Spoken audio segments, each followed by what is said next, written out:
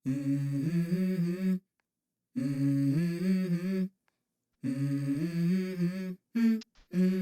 go. I wake up to a little bit of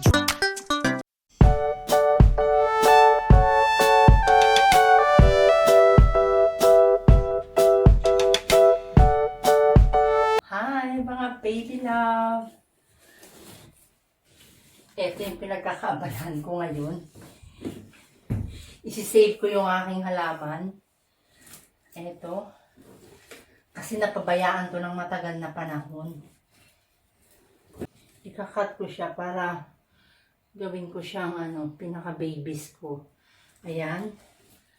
Alam nyo, ang tagal ko na tong halaman na to. Ang halaman na to ay, naku, walang makakaligo dito. Gumamit muna sila ng shower. Gumamit muna ng shower yung asawa ko pag gusto niyang maligo. Isa to sa mga medyo may kamahalan na halaman kapag bibilhin mo. Tignan nyo naman. Wala na nangyari. Kailangan talaga siyang ikat. Ikakat talaga siya. Wala akong choice. Talagang ikakat siya. Hindi ko alam kung nasaan yung dulo nito. Tignan nyo. Ayan, oh. Diba? Oh. Tama ba itong ginagawa ko? Hindi naman talaga ako expert. Ayan, oh. Meron siyang white. Walang magandang tubo. Kailangan talaga na siyang anuhin. So, ito. Magsisimula uli siyang tumubo. Ganyan na lang yung gagawin. Hoping and wishing na gumanda uli siya. Nilinisin uli. Hintayin natin siyang magkaroon ng Tapos ito, ikakat natin, bubuhayin natin. Gawin natin ang paraan niya.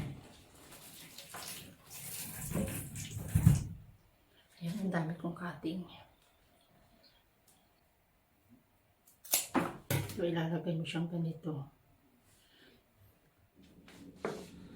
Good morning! Second day na ng yung kahapon, yung aking tanim na halaman na Monstera Chuchuchurba. Hindi ko natapos. Nilagay ko lang siya sa tubig. Eto. Nilagay ko lang siya sa tubig kasi nga napagod na ako kagabi. Nilinis ko pa. Tapos, ayan. At meron akong nakalagay sa plastic. Ayan. Bumili pa naman ako ng paggagapangan niya. Yung coil na coconut, yung parang ganyan siya. Eto. Ayan. Binili ko yan. Para lang dito. Kasi nga sabi ko, para may paggagapangan sila. Wala na palang gagapang. Kakaloka. Wala na palang gagapang, bumili-bili pa ako. Sayang din naman. Pero okay lang kasi magagamit pa naman yan eh. Siguro naman dito may mabubuhay. Tinanong ko lang siya Nilagay ko lang siya sa water.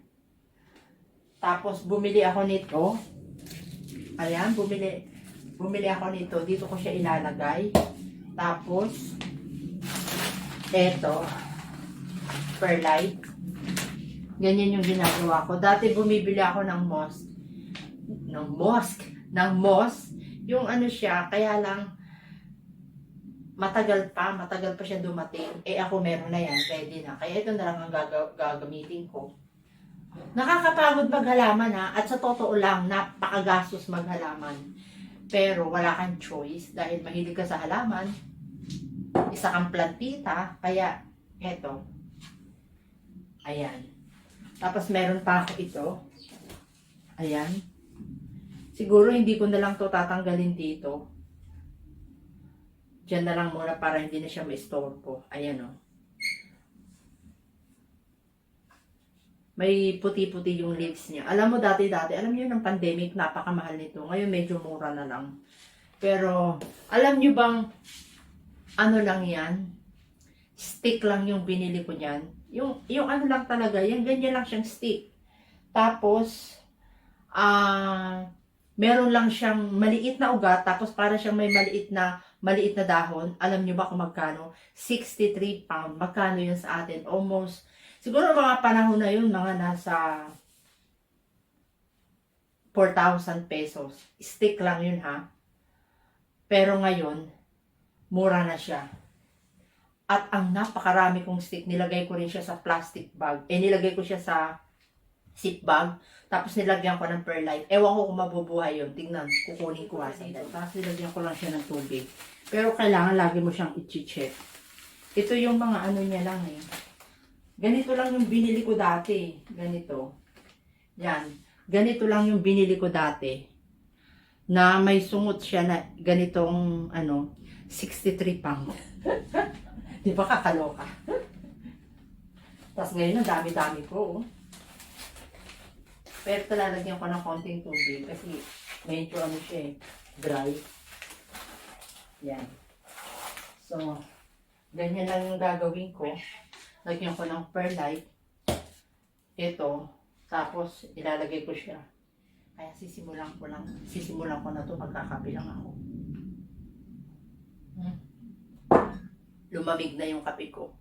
Dahil nag-start na akong mag-seedlings ng talong ko at saka ng aking kamatis. So, gagawin ko na to nang matapos na ako. Hapon ko pa to ginagawa. Nakakapagod! Ayan, ganyan lang siya. Oh.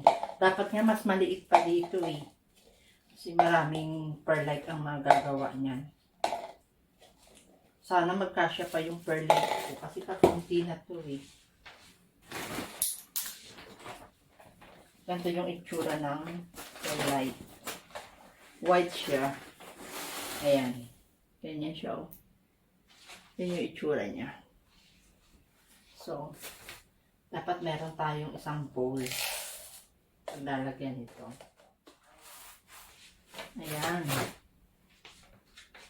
Diba? Tapos lalagyan ng water. Kailangan dahan-dahan lang tayo. Ayan. Itong na to, nag-hold ito ng water kaya maganda. Bigyan muna natin siya ng water. Tapos pipili tayo dito. Siyempre, piliin natin yung maganda. Excuse me. Ang hirap-hirap talaga ng ganito. Ayan o, tignan nyo o. Meron na siyang dahon. Ay, dahon. Ayan o.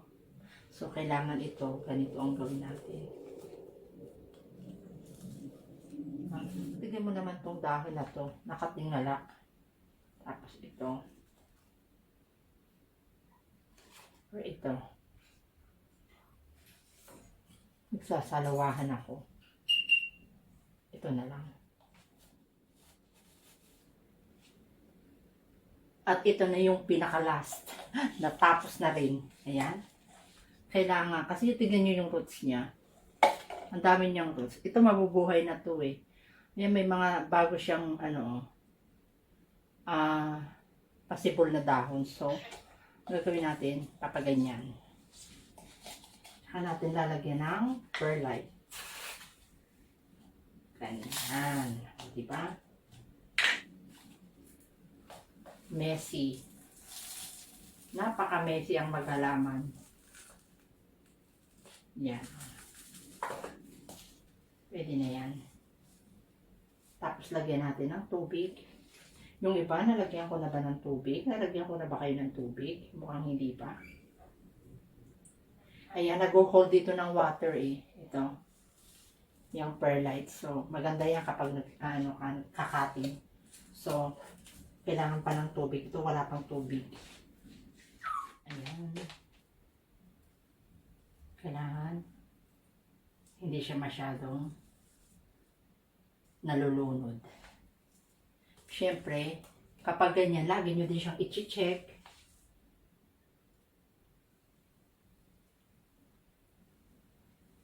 Ayan.